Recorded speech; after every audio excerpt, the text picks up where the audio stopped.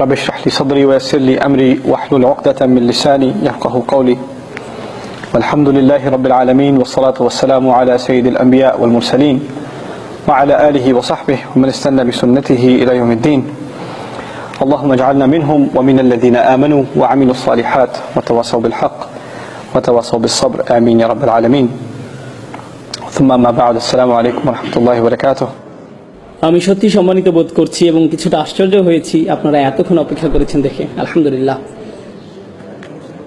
অপেক্ষা করার কারণে আল্লাহ আপনাদের উত্তম পুরস্কার দান করুক।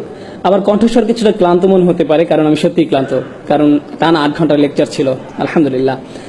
কিন্তু আমি ইনশাআল্লাহ খুব গুরুত্বপূর্ণ একটা বিষয় নিয়ে সংক্ষিপ্ত কিছু কথা শেয়ার করব আজ।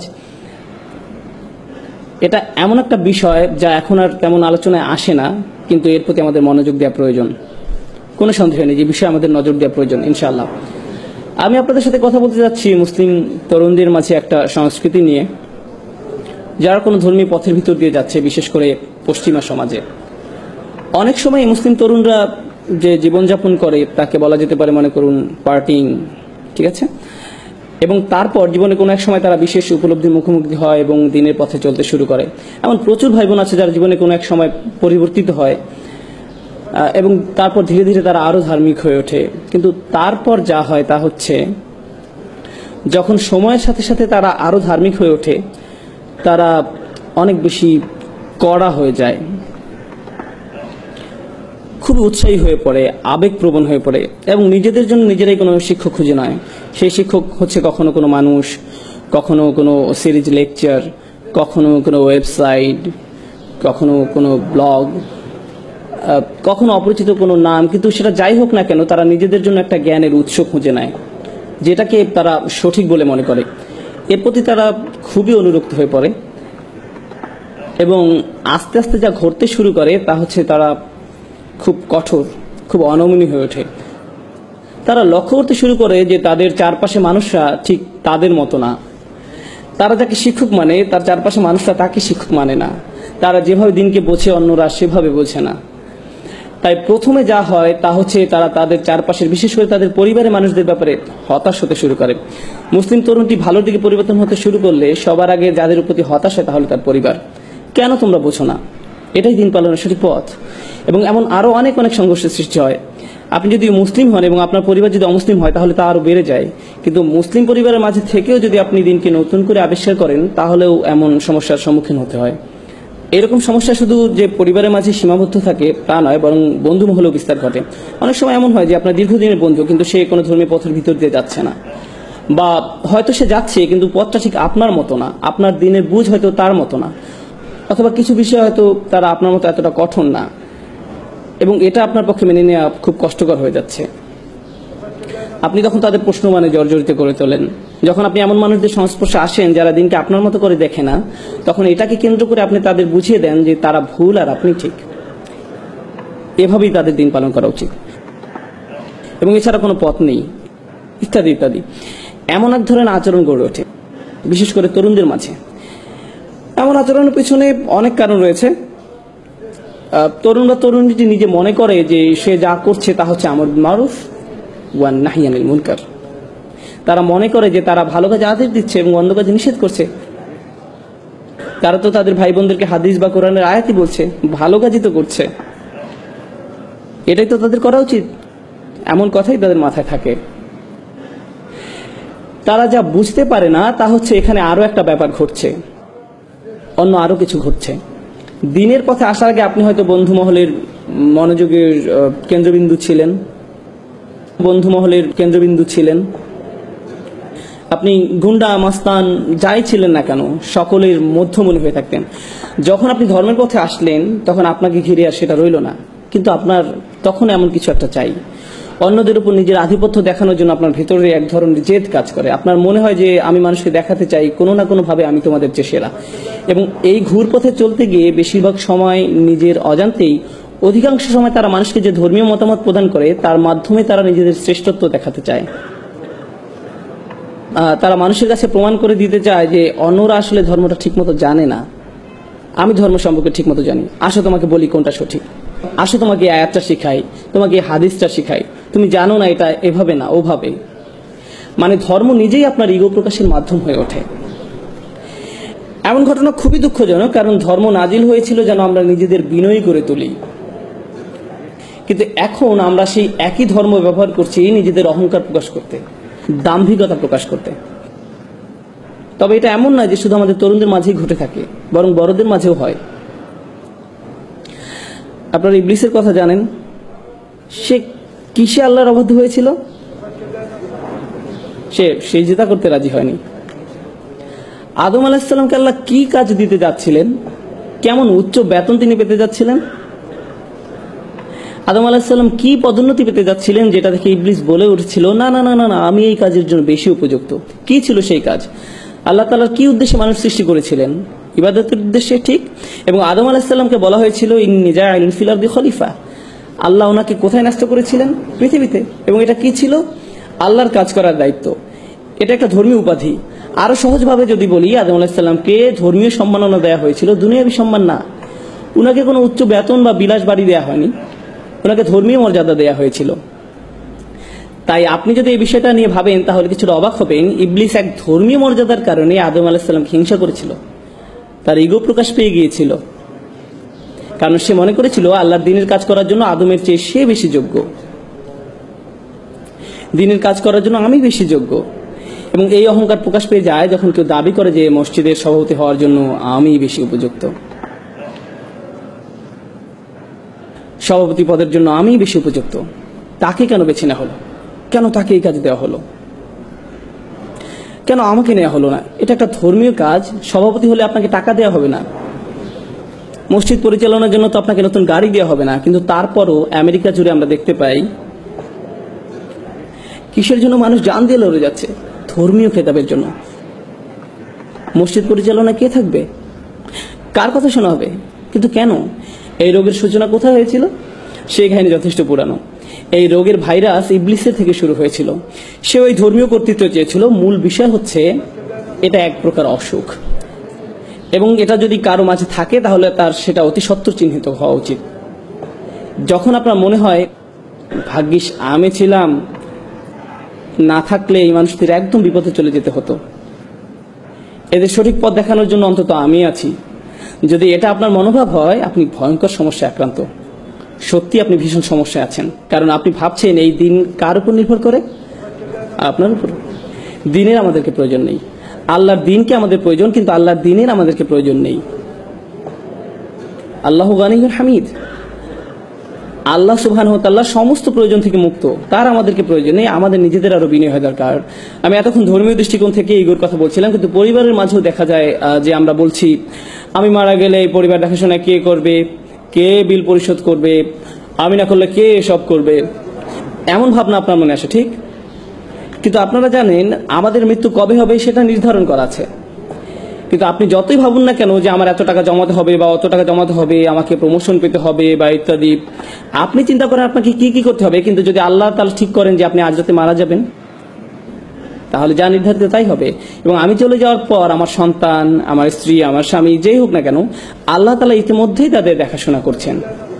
এটা কখনোই ভাবা উচিত না যে আমি তাদের দেখাশোনা করছিলাম, আল্লাহ তাআলা তাদের খেয়াল রাখছিলেন। আমি নিজেকে ভোলাচ্ছিলাম এই ভেবে যে সবকিছু আমার উপর নির্ভর করে। কোনো কিছু আমার উপর নির্ভর করে না। কারো ভালো করার ক্ষমতা আমার নেই, সকল ক্ষমতা আল্লাহর। যেহেতু ইগোই মূল সমস্যা, ইগো কোত্থেকে আসে? আপনার মধ্যে ইগো তখনই জন্মায় যখন আপনি সত্যিকার অর্থে আল্লাহর মহত্বকে মূল্যায়ন করতে ব্যর্থ হন।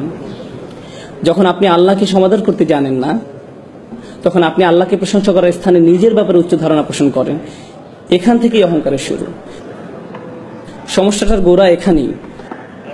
সুতরাং ইনশাআল্লাহ প্রথমে যে বিষয়টা আমি বলতে চাই তা হলো, সেসব মানুষ যারা ধর্মের লেবাস পরে থাকে, তারা দেখতে ধার্মিক, তাদের কথাবার্তা ধার্মিক, তাদের জ্ঞান আছে, আল্লাহ তাআলা যেন আমাদেরকে এইসব হতে রক্ষা করেন। এটা খুবই ভয়াবহ সমস্যা। এদেরকে যে মানুষটা দাঁড়িয়ে নেই তার চেয়ে বেশি প্র্যাকটিসিং মনে হয়। অনেক বোনদের, যেসব বোনরা হিজাব পালন করে না, তাদের চেয়ে বেশি আল্লাহ ভীরু মনে হতে পারে। তাদেরকে বাইরে থেকে দেখতে খুবই ভালো লাগে, কিন্তু তাদের মধ্যে ইগো আছে। আপনার ভিতরে অন্যের সামনে নিজেকে মহান রূপে উপস্থাপন করার তাড়না আছে। আপনার মনে হয় যে আপনি বেশি ধার্মিক, আপনি বেশি যোগ্য, আপনি অন্যদের থেকে ভালো অবস্থানে আছেন। আর আপনি যদি মনের ভিতর আরেকজন মুসলিমকে ছোট করে দেখেন, তার অবস্থা যেমনই হোক না কেন, আপনি যদি এটা করেন, তাহলে আপনার হৃদয়ে যে জিনিসটা বাসা বেঁধেছে তা হলো কিবর, অহংকার। আর আমরা রাসূল সাল্লাল্লাহু আলাইহি ওয়াসাল্লামের উপদেশ থেকে জানতে পারি যে যাদের হৃদয়ে সরিষার দানা সমান, অর্থাৎ বলতে গেলে কিছুই না, এমন অনুপরিমাণ অহংকার থাকে, তাদের জন্য জান্নাতের দরজা খোলা নেই। অনুপরিমাণ অহংকার থাকে, জান্নাতের দরজা তার জন্য খোলা নয়। তাই আমি যেটা বলতে চাচ্ছি তা হলো, ধরুন একজন মুসলিম খারাপ কাজ করে, হয়তো সে মদ পান করে বা অন্য যে কোনো ধরনের খারাপ কাজ করে, তার খারাপ কাজগুলো বাহ্যিক চোখে দেখা যায়, কিন্তু আপনার খারাপ কাজটা কোথায় ঘটছে? অন্তরের মধ্যে। বাইরে থেকে আপনাকে দেখতে ভালোই লাগে, মনে হয় যে আপনি ঠিকঠাকই আছেন। নিঃসন্দেহে সেই লোকটা খারাপ কাজগুলোর কারণে শাস্তিযোগ্য, কিন্তু আপনার অহংকারটাও কি শাস্তিযোগ্য নয়? আর যদিও কেউ তার কাজগুলোকে উপেক্ষা করছে না, কিন্তু যদি তুলনা করা হয়, তাহলে আপনার আর তার মধ্যে কার সমস্যা দূর করা বেশি কঠিন? এদিকটা ভেবে দেখুন তো। অহংকার দূর করাটা বেশি কঠিন। কেন? কারণ আপনি একে দেখতেও পান না। সেই মানুষটার মদ পান তো সবাই দেখতে পায়, এ নিয়ে তার সাথে কথা বলা যাবে, কিন্তু আপনার অন্তরের এই ব্যাপারটা সমাধান করা অনেক বেশি কষ্টের, কারণ এটার অবস্থান হৃদয়ের গভীরে, যার একমাত্র ব্যক্তি আপনি অনুধাবন করতে পারেন। অন্য কেউ আপনাকে এটা বলতে পারবে না। যদি এটা থাকে তাহলে আপনার ভেতরে আছে। আর আমি যখন আপনাদের এই ব্যাপারগুলো বলছি, এই সময় আপনার মনে হতে পারে এই মুহূর্তে আমার অহংকারে একজনের কথা মনে পড়ছে, যার এই কথাগুলো শোনা উচিত। অন্য কারো ব্যাপারে চিন্তা করবেন না, তাহলে স্বয়ং আপনার মধ্যেই অহংকারের চিহ্ন আছে। কার কথা আপনার মনে আসা উচিত? আপনার নিজের কথা। ধর্মের নসিহতগুলো সর্বপ্রথম নিজের জন্য প্রযোজ্য, অন্যের জন্য নয়। সর্বপ্রথম কার জন্য প্রযোজ্য? নিজের জন্য। আমরা এতই অন্ধ হয়ে গেছি যে আমরা ভাবি কোরআনের আয়াতগুলো, রাসূল সাল্লাল্লাহু আলাইহি ওয়াসাল্লামের হাদিস বা উপদেশগুলো সব অন্যদের জন্য, নিজের জন্য না। কোনো কিছু শোনার সাথে সাথে অন্যকে বলার জন্য আপনি পেরেশান হয়ে যান। সেগুলো প্রথমে কার মানার কথা ছিল? কার সেগুলো প্রথমে অনুসরণ করার দরকার ছিল? আপনার নিজের। এই ব্যাপারটা আমাদের অবশ্যই মনে রাখতে হবে। আল্লাহর দ্বীনের ক্ষেত্রে আমরা অনেক বেশি স্বার্থপর, আমরা আত্মকেন্দ্রিক, আমরা ধান্দাবাজ হয়ে পড়ি। এই ব্যাপারটা আমাদের অবশ্যই মনে রাখতে হবে। যখন একজন স্বামী স্ত্রীর দায়িত্ব কর্তব্য সম্পর্কে কোনো হাদিস শোনে, তখন সে কি করে? সে তার স্ত্রীকে যেয়ে বলে, এই জানো আজ কি শুনেছি, মনে রেখো। এমনকি পিতামাতাও তাদের সন্তানদের সাথে কোন একটা শোনায়, অবিল ওয়ালিদাইনি ইহসানা, তোমার পিতামাতার সাথে সৎ ব্যবহার করো। এটাকে আত্মসেবা হয়ে যায় না? আমরা কি এখানে নিজের সেবা করতে এসেছি নাকি আল্লাহর দ্বীন পালন করতে এসেছি? এটা পুরো দৃষ্টিভঙ্গি বদলে দেয়। এটা সম্পূর্ণ ভিন্ন দৃষ্টিভঙ্গি। তো এটি প্রথম সমস্যা যা আমি আপনাদের সামনে তুলে ধরতে চেয়েছিলাম। ইগো, যা কেবল আপনি উপলব্ধি করতে পারেন, আর কেউ আপনার জন্য তা করতে পারবে না।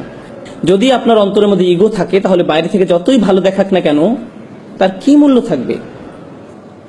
কারণ আপনার হৃদয়টাই সুস্থ নেই। আর আল্লাহ বলেন, ইল্লামান আতাল্লাহু বিকলবিন সালিম, কিন্তু একমাত্র তারা ব্যতীত যারা সুস্থ অন্তর নিয়ে আল্লাহর কাছে আসবে। তাই আমাদের ভিতরের এই ইগোটাকে ঠিক করতে হবে। দ্বিতীয় পয়েন্টে যাওয়ার আগে আমি আপনাদের কিছু টিপস বলি কিভাবে বুঝবেন যে আপনার মধ্যে ইগো আছে।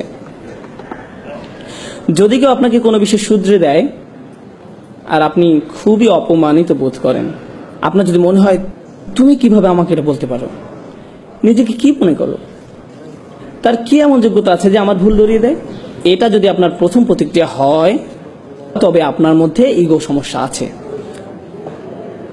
সেই লোকটা যদি ভুলও হয়ে থাকে, তার হয়তো সেটা বলা উচিত হয়নি, তারপরও আপনার প্রাথমিক প্রতিক্রিয়া এমন হবে না যে সে কে এটা আমাকে বলা, বরং আপনার প্রতিক্রিয়া হবে, হয়তো এই মন্তব্যের মধ্যে দিয়ে আল্লাহ আমার নিজের কোনো অনুচিত কাজের দিকে মনোযোগ দিতে বলছেন। আচ্ছা, এটা যদি 100% সত্য নয়, কিন্তু তার কথার মধ্যে সামান্য অংশ কি সত্য? এর মাঝে কি 1% সত্য, 0.5% সঠিক? তার কথার মধ্যে যতটুকু সত্য ততটুকুই আমি গ্রহণ করি। আমার নিজেকে বাঁচাতে হবে।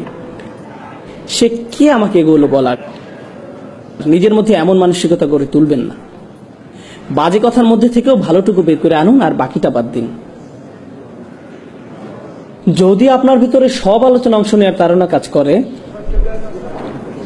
যদি আপনার মনে হয় যে আলোচনার মধ্যে যে কোনো ভাবেই নিজের মতামত শোনাতেই হবে, আলোচনা শেষে আপনার মত গ্রহণ না করা হলে যদি আপনি খুবই অপমানিত বোধ করেন, হয়তো আপনি একটা মত দিয়েছেন, অন্যজন আরেকটা মত দিয়েছে, আর শেষে তার মতটাই গ্রহণ করা হয়েছে, আর তখন আপনি রাগান্বিত হয়ে সেখান থেকে চলে গেলেন, তাহলে আপনার ইগো প্রবলেম আছে। বিশেষ করে ধর্ম সম্পর্কিত কোনো ব্যাপারে হতে পারে, কোনো মসজিদে বসে কয়েকজন আলোচনা করছে যে তাদের কি করা উচিত এই ব্যাপারে, সেখানে আপনি আপনার মতামত দিলেন, সাথে অন্যরাও দিল, আর এই আলোচনা আল্লাহ সন্তুষ্টির জন্যই হচ্ছে, তাই না? আপনি মসজিদ বিষয়ে অথবা অন্য কোনো ব্যাপারে যে মতবাদটা দিলেন সেটা কাকে খুশি করার জন্য?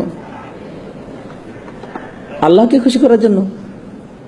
আপনি তো সেটা নিজের জন্য দেননি, দেখা যাক আমার মতে প্রাধান্য পায় কিনা, এটা তো আপনার লক্ষ্য ছিল না। আর যদি সেজন্যই দিয়ে থাকেন তাহলে আপনার চিন্তার মধ্যে সমস্যা আছে। তো আপনি যদি প্রকৃতপক্ষে আল্লাহর সন্তুষ্টির জন্য কোনো বিষয়ে আন্তরিক মতামত দেন, তাহলে ইতিমধ্যেই কি আপনার পক্ষে সওয়াব লেখা হয়নি? আল্লাহর সন্তুষ্টির জন্য কোনো বিষয়ে আন্তরিক মত দেন, তাহলে কি আপনার জন্য সওয়াব পেয়ে গেলেন না? হ্যাঁ, আল্লাহ আপনাকে আপনার প্রাপ্য পুরস্কার দেবেন। তাই লোকেরা আপনার মতামত গ্রহণ করুক আর না করুক, আপনি ইতিমধ্যে সওয়াব পেয়ে গেছেন। তাই লোকেরা আপনার মতামত গ্রহণ করুক আর না করুক, সেটা আপনার কাছে কোনো গুরুত্বপূর্ণ ব্যাপার নয়, কারণ আপনি যে জিনিসটা চেয়েছিলেন তা তো আপনি পেয়ে গেছেন। কিন্তু আপনার নিয়ত যদি আল্লাহ সন্তুষ্ট অর্জন না হয়ে নিজের মতামতের প্রাধান্য হয়, তাহলে আপনি বলবেন, না, আমি আমার মত দিয়েছি যাতে এটাই প্রধান মত হয়, আর সেটা না হওয়াতে আমি অপমানিত বোধ করছি। এভাবে নিজেকে সহজেই যাচাই করা যেতে পারে। অন্যকে আপনার ইগো চেক করতে পারবে না। যদি আপনি কষ্ট পান তাহলে নিজেকে নিজে প্রশ্ন করুন। এই ব্যাপারগুলো চর্চা করা অনেকটাই কঠিন, তারপর আমাদের নিজেদেরকে যাচাই করা চালিয়ে যেতে হবে। সুতরাং প্রথম সমস্যাটা হলো ইগো, যাদেরকে বাইরে থেকে ধার্মিক মনে হয় কিন্তু ভেতরে নিজেদের অন্য থেকে বড় করে উপস্থাপন করার তাড়না কাজ করে। দ্বিতীয় সমস্যাটাও অনেকটা একই ধরনের। বাইরে থেকে ধার্মিক মনে হয়, বেশ ভালো লাগে, জ্ঞানী মনে হয়, মুখে ভালো কথাও বলে, ভালো পোশাক পরে, সবকিছুই চমৎকার, তাকে দেখে যে কেউ বলবে এই ভাইটা আসলে অসাধারণ একজন মানুষ। কিন্তু ভেতর ভিতরে কি হয় জানেন? প্রথম ক্ষেত্রে নিজের মধ্যে ইগো জন্ম নেয়, আর দ্বিতীয় সমস্যা হলো হৃদয় কঠিন হয়ে পড়ে। তখন আল্লাহর কথা আপনাকে আর নাড়া দেয় না, কুরআন শুনেও আপনি কিছু অনুভব করেন না। অনেক দিন হয়ে গেছে আপনি সালাতে দাঁড়িয়ে কাঁদেন না, আপনার হৃদয়ে কোনো অনুভূতি ছুঁয়ে যায় না। আপনি নিয়মিত এগুলো শুনছেন, কিন্তু আপনার সবসময় মনে হয় আমি তো এগুলো আগে থেকেই জানি, আমার এসব শুনে লাভ নেই, এগুলো তো আমি অনেক আগেই শুনেছি, আমি জানি এরপর কি বলবেন। সালাতে দাঁড়িয়ে আপনি ভাবতে থাকেন ইমাম সাহেবের তেলাওয়াত আরো শুদ্ধ হতে পারতো, তার কলকলাটা আরো ভালো হতে পারতো, তিনি মতটা যথেষ্ট লম্বা করেননি, গুন্নাটা, এসবই আপনার সালাতের মাঝে হচ্ছে। এটা কিসের লক্ষ্য জানেন? আপনার তাজবিদ ভালো কিন্তু হৃদয় কঠিন। আল্লাহর কালামও কি আপনাকে নাড়া দেওয়ার জন্য যথেষ্ট নয়? সেগুলো শুনেও কি আপনার হৃদয় বিগলিত হয় না? আপনি কেবল সেগুলোকে অবচেতন মনেই শুনে যান। একদিকে আপনার ইলম বৃদ্ধি পাচ্ছে, লোকজনের সামনে আপনাকে খুবই ধার্মিক বলে মনে হচ্ছে, কিন্তু যে সময় একা থাকেন, যখন আর কেউ আপনাকে দেখতে পায় না, তখন আপনার ভিতরে খারাপ সত্তাটা বেরিয়ে আসে, যার কিছু আলাদা আচরণ আছে, যে কিছু গোপন কাজ করে, আপনি কখনো কল্পনাই করতে পারবেন না যে সে এরকম খারাপ কাজ করতে পারে। তার স্বাভাবিক চলাফেরা দেখে, মানুষের সাথে তার আচরণ দেখে আপনি ধারণাই করতে পারবেন না যে তারা নির্জনে এরূপ, কিন্তু তারা নির্জনে একদম ভিন্ন এক মানুষের রূপ নেয়, যাকে দেখে আপনিও চিনতে পারবেন না। তো সেই মানুষের ভেতরে একটা দানব বাস করছে, তার কিছু বাজে সমস্যা আছে, কিন্তু তাকে বাহ্যিক দিক থেকে দেখে একজন মহান ব্যক্তি মনে হয়। কেউ আপনার এই সমস্যা দূর করতে পারবে না, কারণ তারা জানেও না যে আপনার মধ্যে এমন একটা সমস্যা বিরাজ করছে। তাই প্রথম সমস্যা হলো ইগো, দ্বিতীয় সমস্যা হলো কঠিন হৃদয়। আর দুটোই আত্মিক সমস্যা, দুটোই হৃদয়জনিত সমস্যা। আর এই সমস্যাগুলো কেবল একজনই শনাক্ত করতে পারে। কে সে? আপনি নিজে। ইনশাআল্লাহ শেষের দিকে যে সমস্যাগুলো দূর করার জন্য কিছু টিপস নিয়ে আলোচনা করব। আমি দ্বিতীয় পয়েন্টটা গুছিয়ে আনতে চাই, হৃদয় কঠিন হয়ে পড়ার ব্যাপারে। আল্লাহ তাআলা বলেন, যে একটা আমি শুরুতে তিলাওয়াত করেছিলাম সূরা হাদীদ থেকে, আল্লাহ প্রথমে আহলে কিতাবদের সাথে পড়ে আমাদের সাথে কথা বলছেন। তিনি বলেন, আলাম ইয়ানিনিল্লাযিনা আমানু, মানুষদের মধ্যে যারা ইমানদার বলে নিজেদেরকে দাবি করে, আন তাকশা কুলুবুহুম লিযিকরিল্লাহ, তাদের জন্য আল্লাহর স্মরণে হৃদয় বিগলিত হওয়ার সময় আসেনি। তাদের হৃদয় সশ্রদ্ধ ভয়ে পূর্ণ হওয়া উচিত, তাদের হৃদয় হয়ে যাওয়া উচিত বিগলিত। যখন আপনার পেশি নরম আর দুর্বল হয়ে পড়ে, জানেন সেটা আসলে খুশ, তখন আপনাকে শক্তিহীন মনে হয়, আপনার মনে হয় কেউ আপনাকে বশীভূত করে ফেলেছে। আল্লাহ বলেছেন তাদের হৃদয় আল্লাহর ভয়ে, তার কথা স্মরণ করে বশীভূত হয়ে পড়া উচিত। যারা বিশ্বাসী তাদের জন্য কি আল্লাহ স্মরণে হৃদয় গলে যাওয়ার সময় আসেনি? ওমা নাযালা মিনাল হক, এবং যে সত্য অবতীর্ণ হয়েছে তার কারণে। কি সেটা? কি সত্য অবতীর্ণ হয়েছে? আল কোরআন। এরপরে আল্লাহ একে একে বলছেন, ওয়ালা ইয়াকুনু কাল্লাযীনা উতুল কিতাবা মিন ক্বাবল, তোমরা তাদের মতো হয়ো না যাদেরকে পূর্বে কিতাব দেয়া হয়েছিল। ফাতালা আলাইহিমুল আমাদ, এরপর একটা বড় সময় অতিক্রান্ত হয়ে গেছে। তার মানে তারা এই কিতাব ধারণ করেছিল দীর্ঘ সময়ের জন্য। যখন তারা এভাবে কিতাব ধারণ করেছিল, আপনারা জানেন যখন প্রথম ধর্মীয় অনুশাসন শুরু করেন তখন আপনি উত্তেজিত থাকেন, এই উত্তেজনা এক সময় চলে যায়, যা থাকে তা হলো বহিরাবরণ। ফাকাসাদ কুলুবুহুম, এরপর যা ঘটে তা হলো অন্তর কঠিন হয়ে যায়। একটি দীর্ঘ সময় অতিক্রান্ত হওয়ার পর ধর্মীয় কার্য সম্পাদন একটা রুটিনে পরিণত হয়। এমন কিছু তারা করে যা শুধু করতে হয়, তারা এটা করছে কারণ এটা করতে তারা অভ্যস্ত, কিন্তু এটা আর এমন কিছু নয় যা তাদের হৃদয়কে আলোড়িত করে। তাদের হৃদয় কঠিন হয়ে গেছে। যখন আপনার অন্তর কঠিন হয়ে যায় তখন কলুষিত হওয়ার ভয় আপনার জন্য খুব বেশি।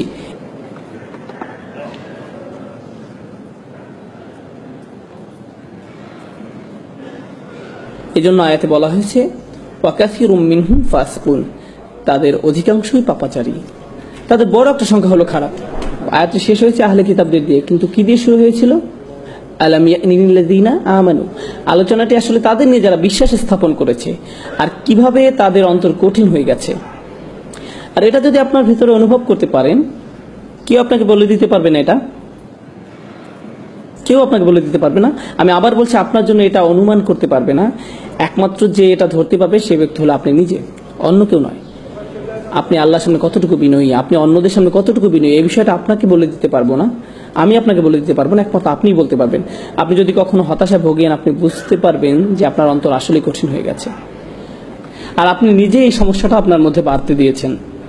যখন কোনো ধর্মীয় ব্যক্তির উপস্থিতি খুবই ভীতিকর মনে হয়, কোনো দেখতে ধার্মিক লোক, তাকে দেখার সাথে সাথে আপনার মনে ভীতি তৈরি হয়, তাদের সাথে কথা বলতে আপনি আতঙ্কিত হন, তাদের আশপাশে যাওয়া আতঙ্কজনক হয় আপনার জন্য, আপনি আতঙ্কগ্রস্ত হয়ে পড়েন। অনেক সময় যেসব বোন হিজাব পরেন না, তারা হিজাব পরা একজনকে আসতে দেখলে তারা রাস্তা ক্রস করে অন্যদিকে চলে যান, ওই যে হিজাব পুলিশ আসছে, এবং সে নিশ্চয়ই আমাকে এমন কিছু বলবে যে আমার মন খারাপ করে দিবে।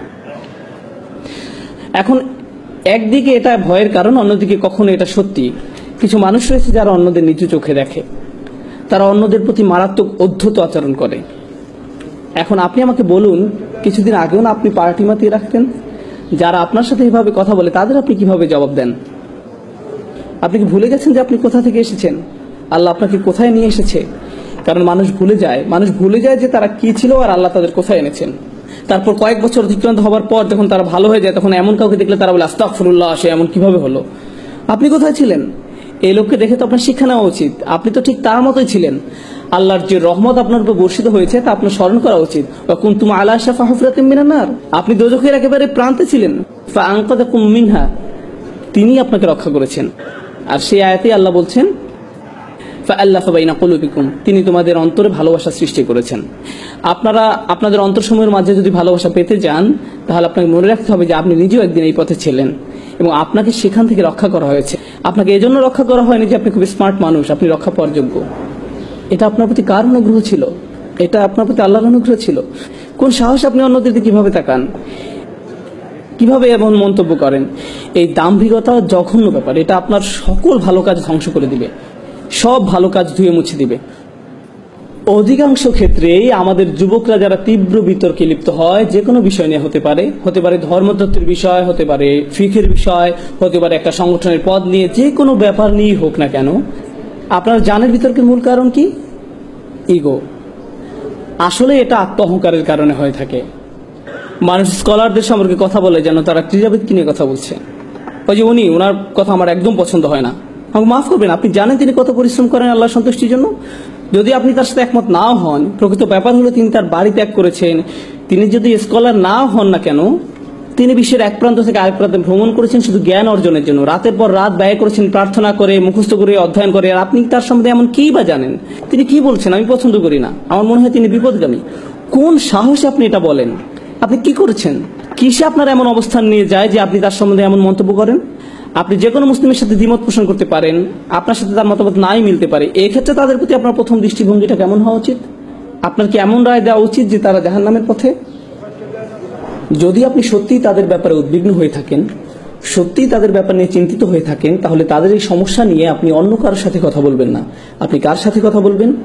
তাদের সাথেই কথা বলবেন। আপনি সরাসরি তাদের সাথেই কথা বলবেন যদি আপনার মাঝে আন্তরিকতা থেকে থাকে। তাহলে আপনি আপনার উৎকণ্ঠার কথা অন্য কারো কাছে বলবেন না। অন্যথায় আপনার মাঝে আন্তরিকতার অভাব পরিলক্ষিত হয়। এর ফলে বোঝা যায় যে আপনার মাঝে ইগো আছে। আপনার নিজ দলের প্রতি আপনি পক্ষপাতিত্ব দেখাচ্ছেন, নিজ মতের পক্ষে দাঁড়িয়েছেন, বা অন্য সম্পর্কে আপনি যা তা বলছেন, এটা অপরিপক্ক, এটা দাম্ভিকতা, আত্মহংকারমূলক। এটা তাই যদি আমাদের অবস্থা এই পর্যায়ে এসে পৌঁছে, তাহলে আমাদের মধ্যে প্রতিষেধক প্রয়োজন। সর্বপ্রথম প্রতিষেধক হলো আশা। আশা হারিয়ে যায়নি। সুবহানাল্লাহ। পরবর্তী আয়াতে আল্লাহ চমৎকার করে বলছেন, ইয়ালামু, তোমরা জেনে রাখো, আন্নাল্লাহা ইউহিল আরদা বা'দা মাউতিহা, অবশ্যই আল্লাহ ভূভাগকে তার মৃত্যুর পর পুনরুজ্জীবিত করেন। পূর্ববর্তী আয়াতে আল্লাহ অন্তরসমূহ সম্পর্কে কথা বলেছিলেন, আর এখন তিনি কি বিষয়ে কথা বলছেন? ভূপৃষ্ঠকে জীবন দেওয়া সম্পর্কে। আল্লাহ আপনাদের বলছেন যে যেভাবে আল্লাহ পৃথিবী পৃষ্ঠকে জীবন দান করতে পারেন মৃত্যুর পরে, ঠিক সেভাবে আল্লাহ আপনার অন্তরকেও জীবন দান করতে পারেন। আপনার অন্তর পুনরায় কোমল হতে পারে। আমরা অলৌকিক নিদর্শনাবলী প্রকাশ করেছি যাতে তোমরা বুঝতে পারো। বুঝতে পেরেছেন? আপনার জন্য আশা রয়েছে। আপনি আপনার অন্তরকে পরিষ্কার করে নিতে পারেন, এটা সম্ভব। আল্লাহ যদি শুষ্ক জমিনে প্রাণের সঞ্চার করতে পারেন, তিনি আপনার অন্তরকেও পুনরায় জীবিত করতে পারেন। এখন চিকিৎসার ব্যাপারে আলোচনা করা যাক। এই চিকিৎসা কি? আপনি আপনার ইগো সমস্যার সমাধান কিভাবে করবেন? প্রথম যে বড় বিষয়টি আপনার অন্তর পরিষ্কার করতে সহায়তা করবে তা হলো আল্লাহর স্মরণ। প্রথমে এই বিষয়টি আপনাকে আয়ত্ত করতে হবে। কত ঘন ঘন আপনি আল্লাহকে স্মরণ করেন। আল্লাহকে স্মরণ করা মানে শুধু এইসব কথা বলা নয় যে সুবহানাল্লাহ, আলহামদুলিল্লাহ, আল্লাহু আকবার, লা ইলাহা ইল্লাল্লাহ, এগুলো উচ্চারণ করাই নয়। নিশ্চয়ই এগুলো খুবই গুরুত্বপূর্ণ জিকির, যা আমরা রাসূল সাল্লাল্লাহু আলাইহি ওয়াসাল্লামের সুন্নাহ থেকে জানতে পারি। কিন্তু এই জিকিরগুলো যদি চিন্তাহীন হয়, আপনি যদি এগুলোর অর্থ বা মহত্ব না বুঝেন, এগুলো নিয়ে চিন্তা ভাবনা না করেন, তাহলে এটা জিকির নয়। এতে শুধুমাত্র মুখস্থটা আরেকবার রিভিশন দেওয়া হয়। আলহামদুলিল্লাহ অর্থ হলো সকল কৃতিত্ব, সুনাম, প্রশংসা আল্লাহর জন্য। আল্লাহকে সবকিছুর জন্য প্রশংসা করতে হবে এবং ধন্যবাদ দিতে হবে। ধরুন কখনো আপনার একটা খারাপ দিন গেল, আপনি কি বলবেন? আলহামদুলিল্লাহ। আমি শুধু আল্লাহকে ধন্যবাদ দিই না, তার প্রশংসাও করি। যাই এখন ঘটছে তা অবশ্যই ভালো, এবং এটা এত ভালো যে আমি এর জন্য তার কৃতজ্ঞতা প্রকাশ করি। আর আমি শুধু তার কৃতজ্ঞতা প্রকাশ করি না, আমি তার প্রশংসাও করি। কি দারুণ কাজ তিনি করেছেন। আপনি সমস্যায় পড়া সত্ত্বেও বলেন আলহামদুলিল্লাহ। যখন আপনি এর অর্থ বুঝে বলবেন, তখন এটা অন্য কিছু। এখন আপনি আসলেই আল্লাহকে স্মরণ করছেন। আল্লাহর এই প্রশংসা, আল্লাহকে কৃতিত্ব দিয়ে আপনাকে আপনার নিজ সম্পর্কে শিক্ষা দেয়। কি শিক্ষা দেয়? যখনই কোনো ভালো কাজ আপনি মনে করেন যে আপনি করেছেন, আপনার কি করা উচিত? আলহামদুলিল্লাহ বলা উচিত। আপনি আসলে কাকে এই কাজের কৃতিত্ব দিচ্ছেন? আল্লাহকে। আপনি কোনো বক্তব্য দেওয়ার পর হয়তো কেউ এসে আপনাকে বলল, ভাই দারুণ বক্তব্য দিলেন, আপনি হেসে বললেন আলহামদুলিল্লাহ, আমি জানি ভালো হয়েছে। তাহলে এই আলহামদুলিল্লাহ আসলে আলহামদুলিল্লাহ নয়। এভাবে বলার মাধ্যমে আপনি আপনার নিজের প্রশংসাই করলেন। প্রশংসা পেলে কিভাবে অস্বস্তিতে পড়তে হয় আপনাকে তা শিখতে হবে। প্রশংসা আপনার মাঝে যেন বিনয় নিয়ে আসে। আল্লাহকে কৃতিত্ব দেওয়ার ক্ষেত্রে আপনাকে দ্রুত হতে হবে এবং একই সাথে নিজেকে বিনম্র করতে হবে। ভাই আপনি জানেন না, আপনার এভাবে বলা ঠিক নয়। আমি আসলে কিরকম তা আমি জানি না, আল্লাহ জানেন, শুধুই আল্লাহ জানেন। আপনার প্রশংসা আমার দরকার নেই, আমার দরকার আপনার দোয়া। আমি চাই না আপনি প্রশংসা করুন। পুরো আমি খুবই ভালো এটা আপনি আমাকে বলার দরকার নেই, না আমি আপনার কাছ থেকে এটা শুনতেও চাই না। এটা আসলে আমাকে সাহায্য করে না, এটা আমার ক্ষতি করে। কারণ কেউ যখন আমার প্রশংসা করে, তখন এটা আমার মাঝে কি জাগিয়ে তোলে? আমার ইগো। আর এটা মানুষের জীবনের সবচেয়ে ভয়ঙ্কর সমস্যা। তাই কেউ অন্য কারো প্রশংসা করার মাধ্যমে তার উপকার করছে না। আর নম্রতা সম্পর্কে শেষ যে বিষয়টি আমি আপনাদের সাথে শেয়ার করতে চাই, সেটা হলো যখন কেউ আপনাকে বাজে কথা বলে বা আপনাকে অপমান করে, এটা আসলে আপনাকে বিনয়ী করতে সাহায্য করে। তারা হয়তো আপনার প্রতি একটা অনুগ্রহ করলো, তারা মনে করতে পারে যে তারা আপনাকে ছোট করতে পেরেছে, কিন্তু এটা হয়তো আল্লাহর তরফ থেকে আপনার জন্য একটা মেসেজ বা একটা উপহার। এর মাধ্যমে আল্লাহ আপনাকে নম্রতা উপহার দিলেন। এই জন্য ইবনে তাইমিয়া রাহমাতুল্লাহ আলাইহি বলতেন, যখন কেউ আমাকে কষ্ট দেয়, আমি মনে করি এটা আল্লাহর পক্ষ থেকে উপহার। তিনি আমাকে নম্রতা শিক্ষা দিচ্ছেন। সুবহানাল্লাহ। এটা একটা ব্যতিক্রম উদাহরণ। এরপর মানুষের উপকার করা শিখুন, শুধুমাত্র আল্লাহর সন্তুষ্টির জন্য।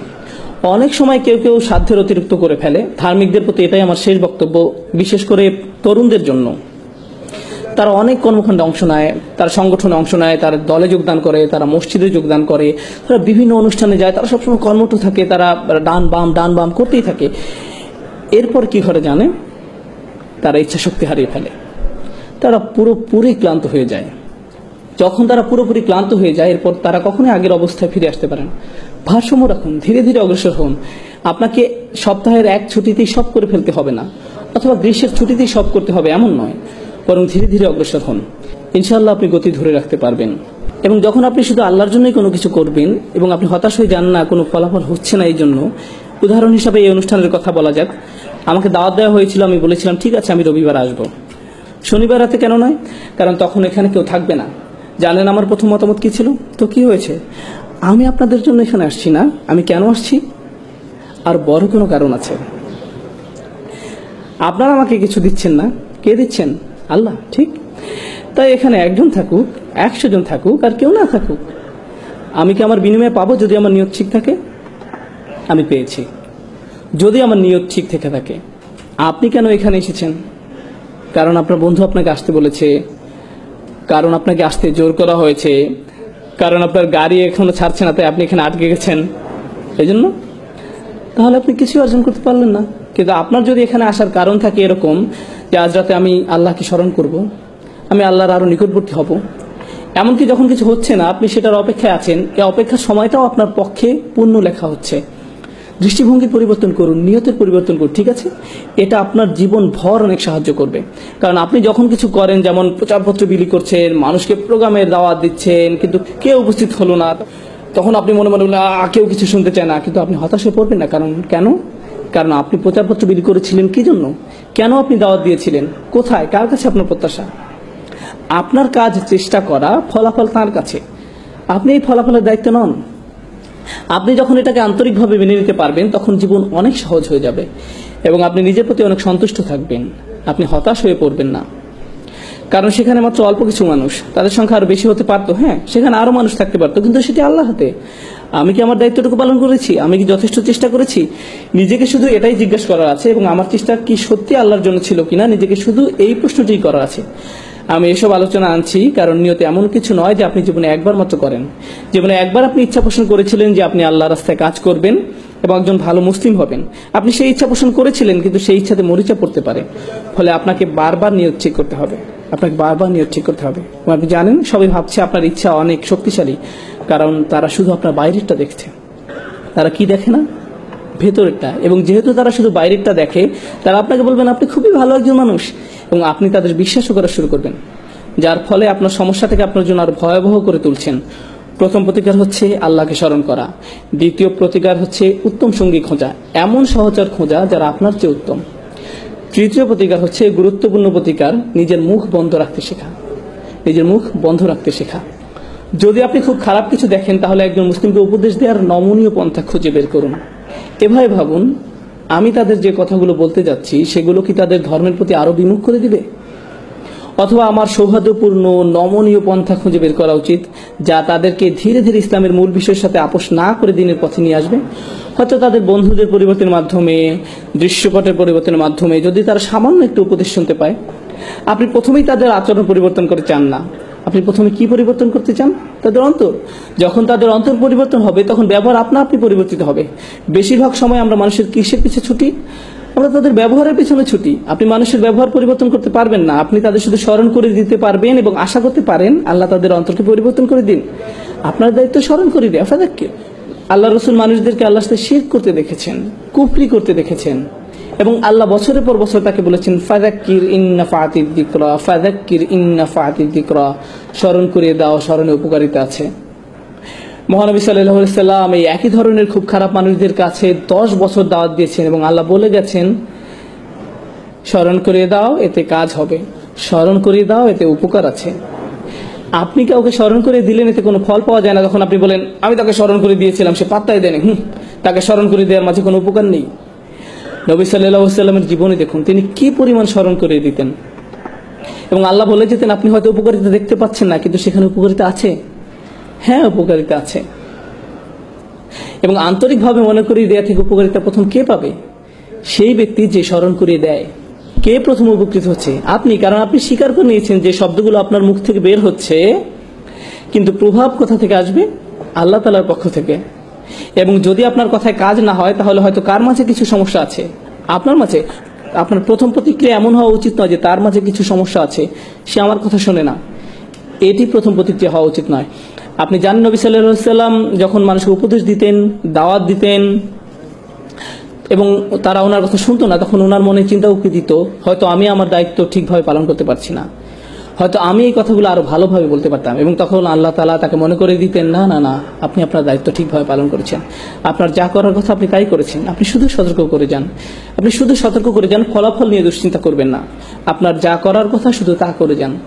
এই লাইনগুলোর সাথে শেষ যে আয়াতটি আমার মাথায় এসেছে, আমার এটি আপনাদের সাথে শেয়ার করা উচিত, কারণ এটি এই ইস্যুর জন্য গুরুত্বপূর্ণ। ইনশাআল্লাহ দুটি আয়াত, একটি সূরা শুরা, সূরা নম্বর 42, এবং আরেকটি আয়াত যেখানে নবী সাল্লাল্লাহু আলাইহি সাল্লামকে উপদেশ দেওয়া হয়েছিল, সূরা আলে ইমরান। তার মানে দুটি আয়াত, সূরা শুরা, ওয়ামা তাফাররাকু ইল্লা মিন বাদি মা জাআহুমুল ইলম বাগয়াম বাইনাহুম, তাদের কাছে জ্ঞান আসার পরই তারা পারস্পরিক বিভেদের কারণে মতভেদ করেছে। যতক্ষণ তাদের কাছে জ্ঞান আসেনি ততক্ষণ তারা নিজেদের মাঝে মতভেদ করেনি। তার মানে কারা এখন মতপার্থক্য করছে? জ্ঞানী মানুষেরা। কিসে জ্ঞানী? বিজ্ঞান, পদার্থবিজ্ঞান, রসায়ন, জীববিজ্ঞান, কিসে তারা জ্ঞানী? ধর্মীয় জ্ঞানে, আসমানি কিতাবে জ্ঞানী, সুন্নতে জ্ঞানী। জ্ঞানী হওয়ার পর তারা কি করছে? মতবিরোধে পতিত হচ্ছে। কেন? আল্লাহ তাআলা বলে দিচ্ছেন বাগিয়াম বাইনাহুম, একজন আরেকজনের উপর কর্তৃত্ব করার জিদ থেকে। তাদের এরূপ জিদ থাকে এবং তারা নিজেদের সেরা মনে করতে চায়। এবং কি সেই হাতিয়ার যা তাদের সেরা ভাবায়? ধর্মীয় বিষয়ে জ্ঞান। তারা এই ধর্মীয় জ্ঞানকে এমন একটা মাধ্যম বানিয়ে ফেলে যা দ্বারা তারা নিজেদের গর্ববোধকে আরো বাড়িয়ে তোলে। কি ভয়ানক অপরাধ! এই আয়াতের শেষে আল্লাহ তাআলা বলছেন, ওয়ালাউলা কালিমাতুন সাবাকাত মির রাব্বিকা ইলা আজালিম মুসাম্মা লাকুদিয়া বাইনাহুম, যদি আপনার পালনকর্তার পক্ষ থেকে নির্দিষ্ট সময় পর্যন্ত অবকাশের সিদ্ধান্ত না থাকতো তবে তাদের ফয়সালা হয়ে যেত, তাদেরকে শাস্তি দেয়া হতো, তাদেরকে তখনই শাস্তি প্রদান করা হতো। এটি খুবই গুরুতর অপরাধ। এটি খুবই গুরুতর অপরাধ যে তারা তাদের দিনকে মতবিরোধের হাতিয়ার হিসাবে ব্যবহার করছে। এবং অহংকার ছাড়া আর অন্য কিছুই তাদের জ্ঞানকে একে অপরের সাথে মতবিরোধের হাতিয়ারে পরিণত করেনি। আল্লাহ তাআলা আমাদেরকে এই মারাত্মক অপরাধ থেকে হেফাজত করুন, বিশেষ করে আমাদের তরুণ প্রজন্মকে। এদেশে তরুণদের যে সংস্কৃতি, আপনারা বল খেলেন, কেউ একজন আপনার সাথে ব্লক করে দেয়, এরপর কি হয়? পরের খেলায় আপনি প্রতিশোধ গ্রহণ করেন, আপনার অবস্থা পুনরায় উদ্ধার করেন, কারণ প্রতিপক্ষ আপনাকে নিয়ে হাসি ঠাট্টা করবে। এই হচ্ছে সংস্কৃতি। আমার বিরুদ্ধে তোমার এত সাহস কিভাবে হয়? এটি শুধুমাত্র খেলা নয়, এটি অহংকারের একটি পরীক্ষা। গাড়ি চালানো অবস্থায় কেউ একজন আপনাকে পেছনে ফেলে দিল, কি আপনাকে ক্রুদ্ধ করে দিলে? তুমি আমাকে তোমার হোন্ডা সিভিক দিয়ে আমার M5 কে পাস করে যাচ্ছ? না না, আমি তোমাকে দেখে নিব, আমি তোমাকে আমার ক্ষমতা এক্ষুনি দেখিয়ে ছাড়বো, আমি গ্যাস প্যাডেল 4 পর্যন্ত চাপ দিয়ে তোমাকে দেখিয়ে দেব কিভাবে কি করতে হয়। এসব কিসের বহিঃপ্রকাশ? অহংকার। এই সমাজে প্রতিনিয়ত আমাদের জানানো হচ্ছে তোমরা অহংকার বৃদ্ধি করো। সবকিছু তোমাকে নিয়ে, যে গান লেখা হয় বা গাওয়া হয়, যেমন আমার চেইন, আমার হ্যাট, আমার জুতা, আমার মোজা, যেটাই হোক, সবকিছুতে আমি আমি আমি। তুমি আমাকে ছুঁতে পারবে না, আমার দিকে তাকাতে পারবে না, আমার চোখের দিকে তাকাবে না, আমি তোমার এই করব, এরপর আমি এই করব। এসবের মানে কি? এসব কি তাৎপর্য বহন করে? অহংকার। নিজের মধ্যে অহংকার উস্কে দেয়, নিজের উপাসনা করা। এটা ঠিক তাই, আসলে এই ইগো আত্মপূজার দিকে ধাবিত করে। এবং এই দিন শুধুমাত্র তাদের জন্য একটি দিন যারা আল্লাহর সামনে নিজেকে নত করে দেয়। তার মানে এই আয়াতটি খুব খুব গুরুত্বপূর্ণ। সূরা আল ইমরান এর শেষ আয়াত। বিশেষ করে যারা নেতৃত্বস্থানীয় অবস্থানে আছেন, আপনাদের মাঝে যাদেরকে অন্যরা অনুসরণ করে, যারা জানে অথবা এমনকি ভাবে যে সে অন্যদের চেয়ে বেশি জানে, আল্লাহ রাসূল সাল্লাল্লাহু আলাইহি সাল্লামকে বলছেন, ফাবিমা রাহমাতিম মিনাল্লাহি লিনতা লাহুম ওয়া লাউ কুনতা ফাযযান গালিযাল কলব লানফাদ্দু মিন হাওলিক। আল্লাহর বিশেষ দয়া ও অনুগ্রহের কারণে আপনি নবী সাল্লাল্লাহু আলাইহি সাল্লাম সাহাবীদের প্রতি কোমল। ওয়া লাউ কুনতা ফাযযান গালিযাল কলব, যদি আপনি তাদের প্রতি শক্ত হতেন, কঠোর হৃদয়ের হতেন, অনমনীয় হতেন, জিদ করতেন, এমনকি যদি তাদের সাথে কথা বলার সময় কিছু পরিমাণ কঠোরতা প্রদর্শন করতেন, লানফাদ্দু মিন হাওলিক, তারা আপনার থেকে দূরে সরে যেত। তারা কারা? সাহাবারা। আপনার থেকে দূরে পালিয়ে যেত। আপনি কে? রাসূল সাল্লাল্লাহু আলাইহি ওয়াসাল্লাম। চিন্তা করতে পারেন, সাহাবারা রাসূল সাল্লাল্লাহু আলাইহি ওয়াসাল্লাম থেকে দূরে পালিয়ে যেত। আল্লাহ বলেননি আপনি যদি সত্যের পথে না ডাকেন তাহলে তারা পালিয়ে যাবে, আপনি যদি তাদের কোরআন শিক্ষা দেওয়া বন্ধ করে দেন তাহলে তারা পালিয়ে যাবে, আপনি যদি ওহী প্রকাশ না করেন তাহলে তারা পালিয়ে যাবে। রাসূল সাল্লাল্লাহু আলাইহি ওয়াসাল্লাম কি করলে তারা পালিয়ে যাবে? তিনি এখনো কোরআন শিক্ষা দিচ্ছেন, এখনো সত্যের সন্ধান দিচ্ছেন, সবকিছুই ঠিক আছে। শুধুমাত্র কি পরিবর্তনের কথা এই আয়াতে বলা হয়েছে? যা তাদেরকে দূরে সরিয়ে দিবে। যদি তিনি সাহাবীদের প্রতি কঠোর হন, কঠিন হন, এতটুকুই যথেষ্ট, তারা দূরে সরে যাবে। সুবহানাল্লাহ, কি দারুণ শিক্ষা আল্লাহ দিচ্ছেন। আল্লাহ কি দারুণ শিক্ষা রাসূল সাল্লাল্লাহু আলাইহি ওয়াসাল্লামকে দিচ্ছেন। সর্বোৎকৃষ্ট নেতার প্রতি যদি এই শিক্ষা হয়, তাহলে কি আপনার মনে হয় না যে এটি আমাদের জন্য বেশি প্রযোজ্য? এটি অবশ্যই প্রযোজ্য। যদি আপনি কোনো নেতৃস্থানীয় অবস্থানে থাকেন, যদি আপনাদেরকে হাত ওঠাতে বলি, হাত ওঠানোর দরকার নেই, কথার কথা আমি যদি হাত দেখাতে বলতাম আপনারা কয়জন নেতৃস্থানীয় আছেন আপনি জানেন? আপনাদের প্রত্যেকের হাত ওঠানো উচিত। আপনারা প্রত্যেকেই নেতৃস্থানীয় লোক। আপনাদের সবার সে অবস্থান আছে যেখান থেকে আপনারা অন্য কাউকে উপদেশ দিতে পারেন, এবং এটি খুবই ভালো। কিন্তু আপনি কিভাবে উপদেশ দিবেন? বিশেষ করে যদি তারা মুসলিম হয়, তাদেরকে ধর্ম থেকে আরো দূরে সরিয়ে নিয়ে যাওয়ার পরিবর্তে আরো ধৈর্যশীল হন। আমি বলছি না কাউকে ভুল কিছু করতে দেখলে তা মেনে নিবেন। যদি হারাম কিছু করতে দেখেন তাহলে বলবেন, দেখুন আমি জানি এটি হারাম, আমি আসলে আপনার জন্য উদ্বিগ্ন। এটি বিভিন্নভাবে বলা যায়। এই কাজটি করাতে দোজখে যাবে তুমি জানো, এটা একভাবে বলা। নিজের কাজের জন্য তোমার লজ্জিত হওয়া উচিত, এটা বলার একটা ধরন। ভাই আমি সত্যি তোমার জন্য উদ্বিগ্ন, সিরিয়াসলি তুমি জানো ওটা খারাপ, আর আমি তোমাকে ভালোবাসি, তুমি কেন এটা করছো? তোমার কোনো সাহায্য লাগবে? আসলে কেন বন্ধ করছো না? এটা বন্ধ করো, আসো এটা নিয়ে আলোচনা করি আন্তরিকতার সাথে। আন্তরিকতা এটা দেখানো যায় না, তবে প্রকাশ করা যায়। এতে প্রকাশ পায় আপনি আন্তরিক নাকি শুধু ওদের প্রতি আপনার মন্তব্য প্রকাশ করতে চান বা তাদের ছোট করতে চান। এখানে পার্থক্য আছে। আপনি মানুষের সাথে কিভাবে বলেন তার মধ্যে পার্থক্য আছে। আদিল্লাতিন আলাল মুমিনিন, তারা মুসলমানদের প্রতি বিনম্র আচরণ করে। কোরআনে এভাবে বলা আছে, কিন্তু আপনি কিভাবে জানবেন আপনি আন্তরিক কিনা? এই আয়াতে এটা বলা আছে। এরপরে আমরা শেষ করব। ফাআফু আনহুম ওয়াস্তাগফির লাহুম ওয়াশাওিরহুম ফিল আমর, কাজেই আপনি তাদের ক্ষমা করে দিন, তাদের জন্য মাগফিরাত কামনা করুন এবং কাজে কর্মে তাদের সাথে পরামর্শ করুন। তাদের ভুলের পর আপনি তাদের প্রতি সহনশীল যদি তারা ভুল করে ফেলে।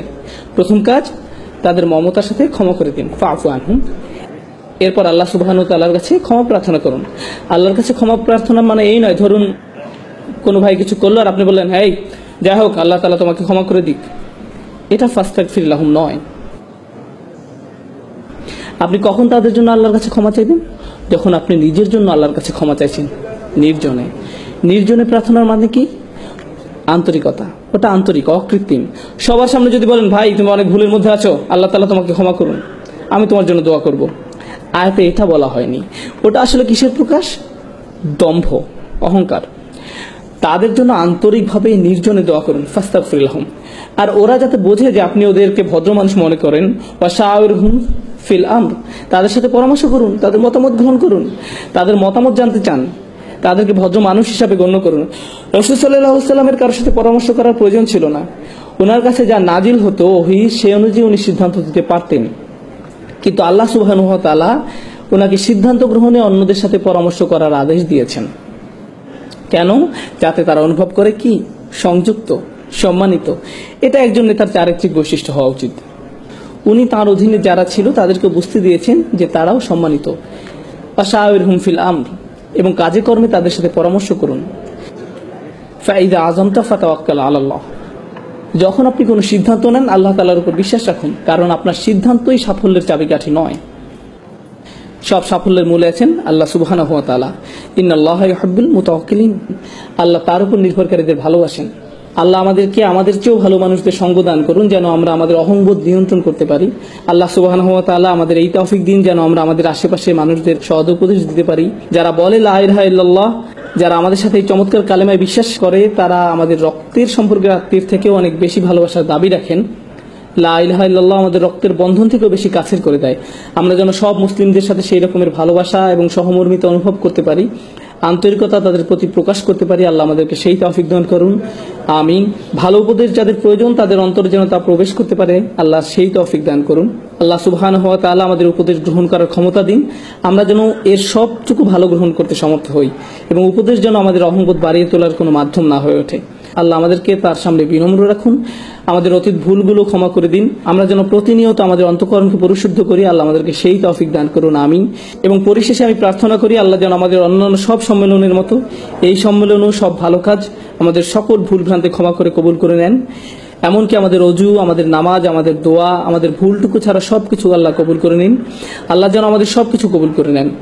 আল্লাহ আমাদের সবার ভুল ভ্রান্তি মাফ করে দিয়ে আমাদের সবার ইবাদত কবুল করে নিন, আমিন। ربنا تقبل منا إنك أنت السميع العليم وتب علينا يا مولانا إنك أنت التواب الرحيم وصلى الله تعالى على خير خلقه محمد وعلى آله وصحبه أجمعين والسلام عليكم ورحمة الله وبركاته. جزاكم